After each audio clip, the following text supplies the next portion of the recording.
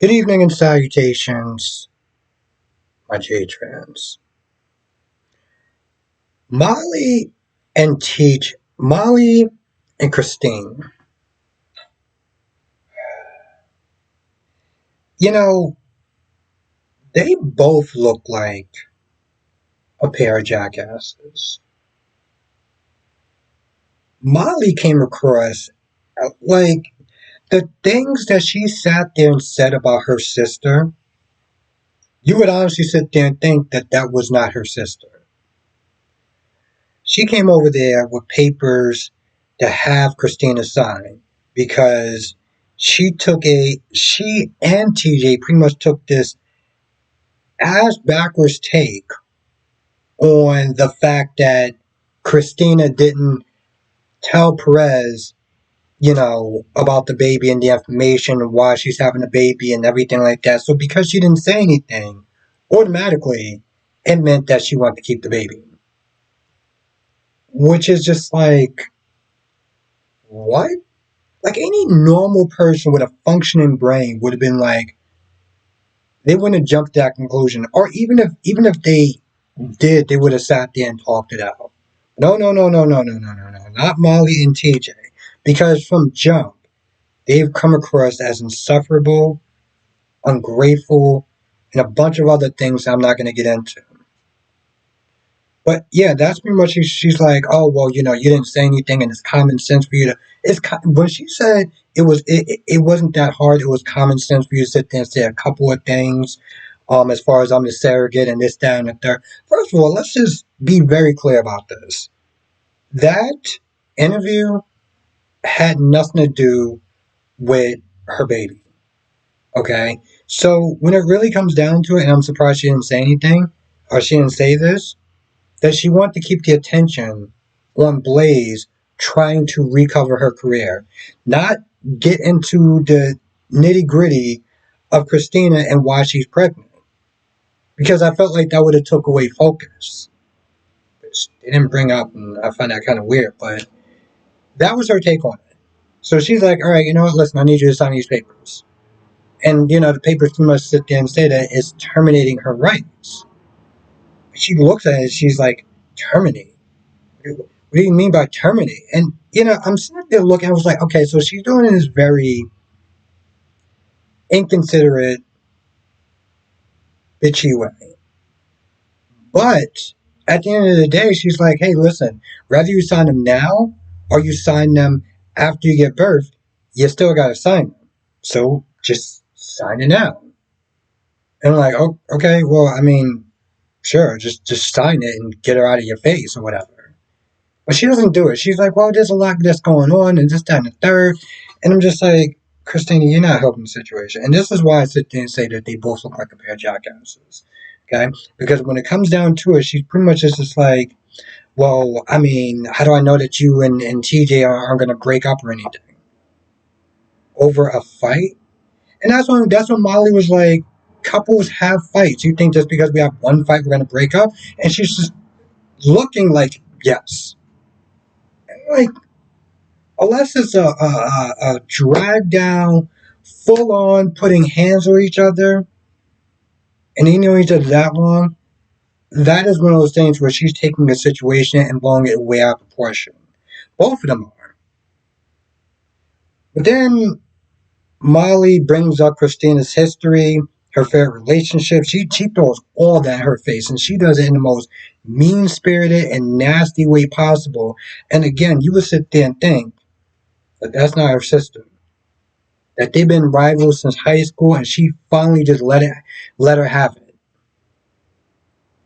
And at the end of it, she was like, "Wow, so that's what you really think of me?" And so she's like, "Sign the papers." Then she yells at her, and she's like, "No, I'm not going to do it." Or was that before? The point is, she wasn't going to do it. And they go back and forth. Natalia comes in, Molly leaves. Natalia um, practically thanks them, particularly Christina, for being so nice to her, which I was watching a live stream with Dion, and he made some really good points as far as how graceful Blaze was, you know. But at the end of the day, that's my mom, and I love her, and this, that, and the third. I was like, your mom said some pretty horrible things. You could be cordial and everything, but this whole I don't know. I felt like it was a little bit too much, and I did agree with him on that part. But the point is, she does thank her for being very generous, and at the end of the day, Christina's like, "Hey, listen, that's your opinion. I don't have to like it. Okay? I don't have to like it, but that's your opinion." And there's and this is what I always sit there and say: there's a fine difference between. I guess there's a way of tact. What it really comes down to, you don't have to be comfortable with LGBT, but you also don't have to be nasty about it either. And more for Christina, she brought up a point where I was just like, I don't really understand what that have to do with this situation.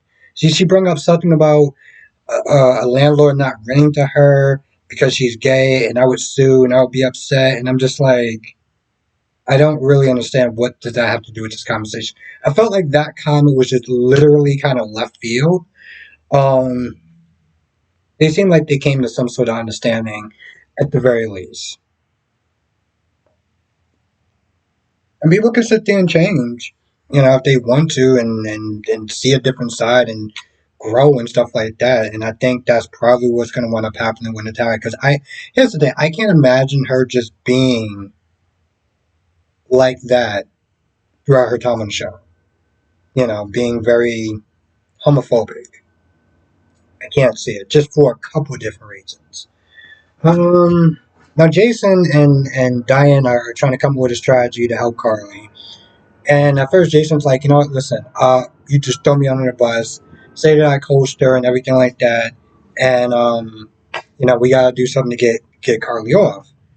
And Diana's like, we can't do that. I actually tell you the truth, she seemed like she spent a longer time than she really needed to sit there and kind of get through Jason's head that if you go that route, you're gonna get thrown in jail and you're gonna make Carly's situation worse. So Jason was like, you know what? I got an idea. Somebody owes me a favor, and I have a way to sit there and undercut John.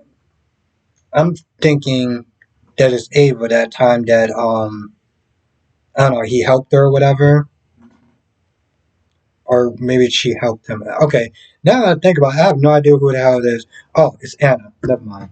Um, and I was like, wait, Ava actually helped Jason. Um, Sunny's upset that John has gone too far. First of all, I'm surprised he didn't flip out even more when he found that the reason why Carly got arrested was because of the whole RICO charges and him being dead and everything like that. And he knew about, they knew about this for months or for a while, and he just now found out. So I'm surprised he wasn't a little bit more livid about that. But he's just more upset with John than the fact that John probably used, Pikeman as an excuse to really kind of, or as a cover story and just going after him. And the bottom line is, he does find out that Jason isn't coming after him, that he's using Jason to get to Carly, or Carly to get to Jason, whatever. So he knows the truth now. He's pissed off. He's like, John has been trying to get me for a while and he can't. So now he's coming after my family and friends. And that's not allowed. Then he takes like the plastic cups or whatever and like throws them on the ground. It was like, bro, come on, man. Somebody's gonna have to sit there and clean that up. Um, Which, by the way, the way that he sat there and ordered that cop around, I was like, oh, this guy really does have power. Like, he was like, oh, take those damn cups off of her or whatever. It's like, no, you can keep them on. Don't let Sonny think you can just get away with anything. But he gets upset. He storms out. Carly gets Dante and lets him know, hey, listen, you got to sit there and stop Sonny from doing something bad to John or whatever. And at that point, Sonny called Brick, got out his gun, and I don't think he's actually going to do anything. I don't think that John is going to die. I'm not going to sit there and spoil the reasons why, but I just don't think he's going to do it. Now, John comes over Jason's place and is like, yo, listen, here's the thing. I'm going to make sure that Carly goes to jail, and I'm going to use you and your testimony to do it. But there's another way. You don't even have to go out to town. You can stay right here and be all under Carly's ASS all you want. The deal is, you give me Sonny. And he's just kind of quiet at that point. And I'm looking at the situation. I was like, bro, you can't protect both of them. You can't. You're There is no two options. You're gonna have to sit there and save one person. And I know he's gonna wind up saving Carly. Even if no, he's gonna wind up saving Carly. Especially the way that Sonny has been sitting there showing his ass to Jason lately. Nah, he's gonna sell. He's even the sad. The honest to tell the truth.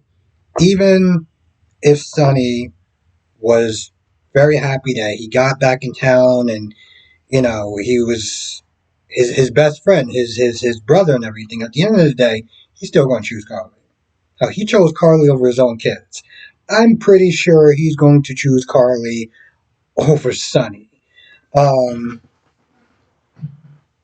Now Michael comes to see Nina. Nina apparently had her meeting canceled with Erica Kane, which I would love to see because it's always a good day to sit there and see Erica Kane or Susan Lucci. But Michael has a favor. This favor is a doozy. Okay? He was like, I need you to sit there and give me a seat. Get me to sit there and see McConkey. And he tells her the reason why. Save Carly. And I don't understand the whole legal mumble jumble or whatever. But from what Nina's saying is, so you want me to commit a crime to get Carly from her crimes. Why? Why would I do that for her? You know. Um, Michael's all like, "Well, you owe me. You owe my family. My mom wouldn't be in the situation if it wasn't for you keeping Sonny away." I was like, "Well, technically, your mom wouldn't be in the situation if she didn't marry a mobster." But whatever. I love how we just kind of just skip over that, and it's like people sit there and they look at history and they feel like they want to go to a point where it's just more convenient to not make that person look as bad or not make that person's choices look as bad as it really is. And that's the truth of the matter.